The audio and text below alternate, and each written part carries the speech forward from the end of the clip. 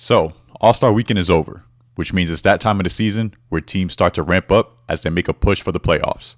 And the Lakers are locked in. Let's talk about it.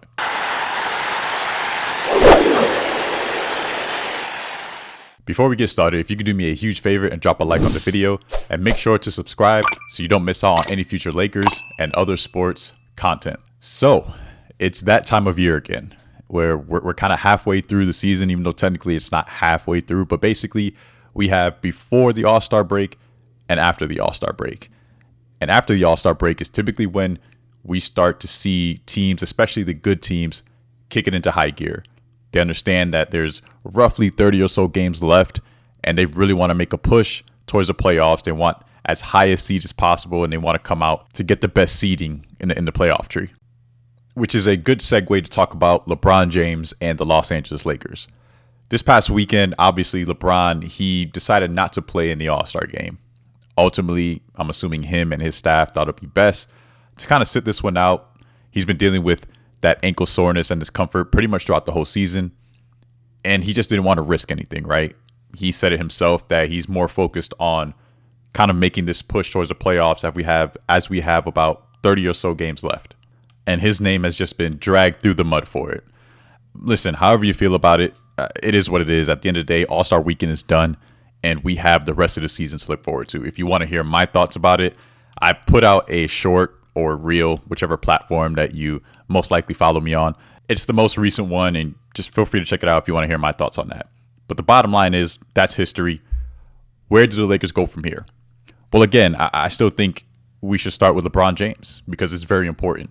Him being vocal about his approach to the remainder of the season is a clear-cut sign of how locked in he is, and he understands the situation that he's currently in. If I can run some stats by you, since the start of the regular season up until January 28th, and that's when we played Philadelphia, which Anthony Davis got hurt. He left early in the game, and since then, the Lakers have not played a single game with Anthony Davis, and obviously the whole AD and Luka trade went down. In that time period, LeBron James averaged 24 points, almost 8 rebounds, and 9 assists per game, and that's on almost 52% from the field and 38% from three. Since the Anthony Davis trade went down, or basically since Anthony Davis has been out of the lineup, LeBron James has averaged almost 28 points, almost 9 rebounds, and 9 assists per game. And that's on 54% from the field and 47.5% from three. And by the way, that's with a defensive rating of 102.9. Clearly, LeBron James has kicked it up a notch, right? But the thing is, just like most of us, he was shocked by the Anthony Davis trade. And although Anthony Davis and LeBron James, that was one of the best duos in the league, there was a point in time where right after the 2020 championship where I think LeBron James was like, dog, this is your team now, right? Take the reins, lead us to the promised land going forward. I got your back, but this is your team. You're the 1A option. And I don't know about you guys, but in my opinion, I don't think Anthony Davis ever really took over like we all expected him to. Not that he hasn't been great. Anthony Davis, top tier, when healthy, is one of the best players in the league. Certainly top 10, you could argue top 5 because of what he provides on the offensive and defensive end. But at the same time, from a leadership standpoint, from a closing standpoint, like, you know, in crunch time, get this person the ball, stepping up, being consistent, just having all the characteristics of someone who understands that they are leading a franchise. We never really got that from Anthony Davis. And what LeBron recognizes now is that that's exactly what he has in Luka. This is the first time in Bron's career, as particularly at his age, he's 40 now, right? Where he has someone on his team who is the clear-cut number 1 option. This is their best player. Luka is the best player on the Lakers right now. So that kind of just opens a new door to where it's like, listen, I understand going forward, the franchise is going to be handed off to Luka.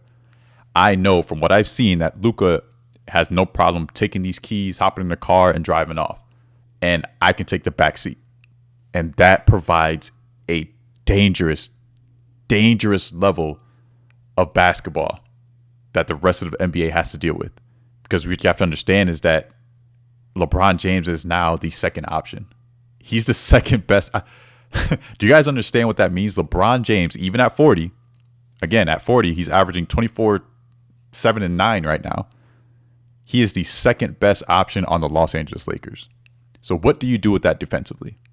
There's not much you can't do, if I'm being completely honest.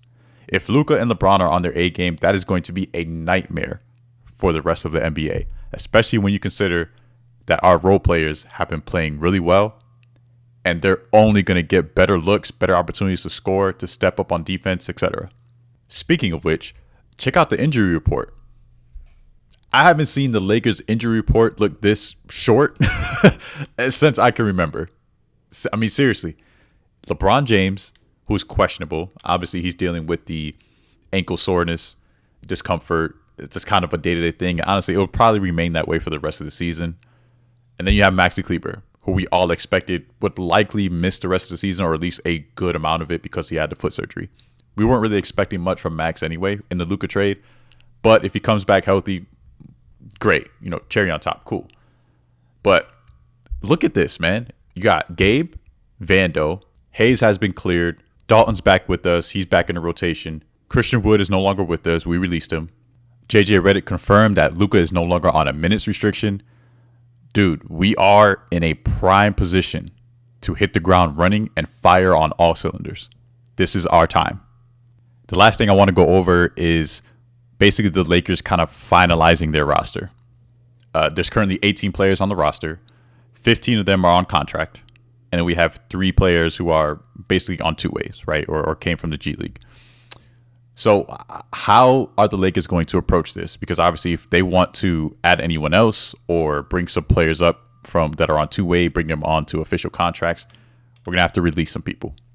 It seems like with them signing Alex Len, I think going forward, Jackson Hayes and Alex Len, that's going to be their lineup in terms of the center position. That's going to be their main rotational players. I don't think they're going to bring up Christian Koloko, and I don't think they're going to bring up Trey Jamison. That being said, the two clear-cut options, in my opinion, are either Jordan Goodwin or Stanley Johnson. I don't know what the whole Stanley Johnson thing looks like. Keep in mind, we also still have 10-day contracts that we can play with. But again, if we're going to do that, we still have to release some players. And at the top of the list, clearly, in my opinion, it has to be either Cam Reddish or Shake Milton or both. That way we have 2 roster spots open. We can bring in Jordan Goodwin, sign him onto a contract, and we can bring in Stanley Johnson. And obviously if they feel like Stanley Johnson isn't going the right way, then maybe we do bring in a Christian Koloko just to have that third center on standby in case one of the other 2 are not playing well, or, you know, just to be on the safe side. Jordan Goodwin, I think, has to be one of those guys. But keep in mind, there's still time. There's not a lot of time, but there still is time. And Jordan Goodwin, although I've been very much impressed with his gameplay, there's an argument to be made that we would like to see him play more. So maybe get another 4 or 5 games under his belt, see how he does, and then we kind of move forward from there. There's time. But at the top of my list, I have Jordan Goodwin. And then from there, it's kind of up in the air. If you want to bring in Koloko, it makes sense. If you want to bring in a guy like Stanley Johnson to add more defensive versatility, he's also improving his three-point shooting as well. That makes sense as well. But the fact of the matter is they do have to finalize their roster at some point. In a sense, sooner better than later. But there is still time. So that'll be it for this, guys. Let me know what you think. Hopefully you enjoyed the video. If you did, go ahead and drop a like. Let me know what your thoughts in the comments are. Do you think the Lakers are locked in? Are you feeling good about where they currently stand? How confident are you as they make a push towards the playoffs? If you're not subscribed already, please do so. I really appreciate your support. Follow me on all my other platforms as well. And I'll catch you on the next video.